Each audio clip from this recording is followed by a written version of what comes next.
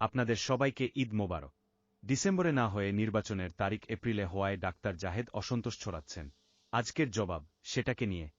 নির্বাচনের তারিখ এগিয়ে আনতে জাহেদ সাহেব অতি গুরুত্বপূর্ণ তকমা দিয়ে একটা ফালতু যুক্তি উপস্থাপন করলেন। বললেন, জুন মাসে নতুন সরকার বাজেট প্রস্তুতির জন্য যথেষ্ট সময় পাবে না। রোদ, বৃষ্টি, আরও কত কিছু। একটা প্রিভিয়াস নির্বাচনের উদাহরণ টানলেন, কিন্তু পরিষ্কার করে তার তারিখ বললেন না। কারণ বললে নির্বাচনের তারিখ এপ্রিল থেকে আবার জুনে চলে যায় যদি।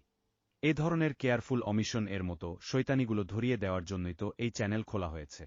আপনাদের সকলের জন্য বলছি, ১৯৯৬ সালের জুন মাসের ১২ তারিখে হয়েছিল সেই নির্বাচন। বর্তমান সরকারের মতোই তত্ত্বাবধায়ক সরকারের অধীনে হয়েছিল। বাজেট কবে পেশ হয়েছিল সেটা কি জানেন? ২৩শে জুন। অর্থমন্ত্রী কিবরিয়া সাহেব করেছিলেন। এবং আওয়ামী লীগের আমলে ওই প্রথম বাজেটটাই ছিল সবচেয়ে ভালো বাজেট। সুতরাং ডাক্তার সাহেব আপনার বিএনপিকে বলেন, এখন থেকেই যেন বাজেট তৈরির কাজ শুরু করে। নির্বাচনের তারিখ ঘোষণা নিয়ে বিভিন্ন দলের জেতা হারার কথা বললেন। আচ্ছা, আপনি তো নিজেই বলে দিলেন যে এই সরকারের কোনো স্টেক নাই। আর ইগোর কথা বললেন, সেই সমস্যা তো আপনার। আপনি প্রতিযোগিতায় নেমেছেন পিনাকি ভট্টাচার্যর সাথে।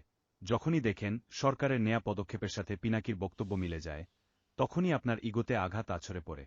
সরকারের বস্তুনিষ্ঠতা চর্চার ঘি আপনার পেটে হজম হওয়ার কথা না, সেটা অবশ্য বুঝতে পারি। আপনারা একটু লক্ষ্য করে দেখবেন, জাহেদ সাহেব সেনাপ্রধানের এখতিয়ার বহির্ভূত সেই কথাগুলোর রেফারেন্স টানার সময় কি বলেন। তিনি বলেন সেনাপ্রধানকে প্রশ্নের প্রেক্ষিতে করিডোর ও বন্দর ইস্যুতে অ্যাড্রেস করতে হয়েছে। তো ওয়াকার সাহেবকে প্রশ্নগুলো কে করেছিল? কোনো সাংবাদিক করেছিল? নাকি তার নিজের অফিসারদের মধ্য থেকে কেউ? নির্দেশিত হয়ে করা আর শিখিয়ে দেওয়া প্রশ্নের উত্তর দিয়ে সেটা আবার ছড়ানো হলো। ছড়ানোর সে মহান দায়িত্ব আবার এই জাহেদ সাহেবের উপরেও পড়েছে, কিন্তু ভণ্ডামি করে বলছেন ওনাকে অ্যাড্রেস করতে হয়েছে। সবাইকে বোকা ঠাওরান, তাই না?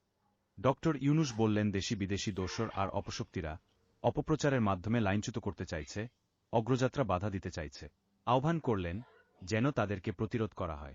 জনাব বুদ্ধিজীবী জাহেদ, ওইসব অপশক্তির মধ্যে আপনি নিজেকে অনায়াসে খুঁজে নিতে পারেন।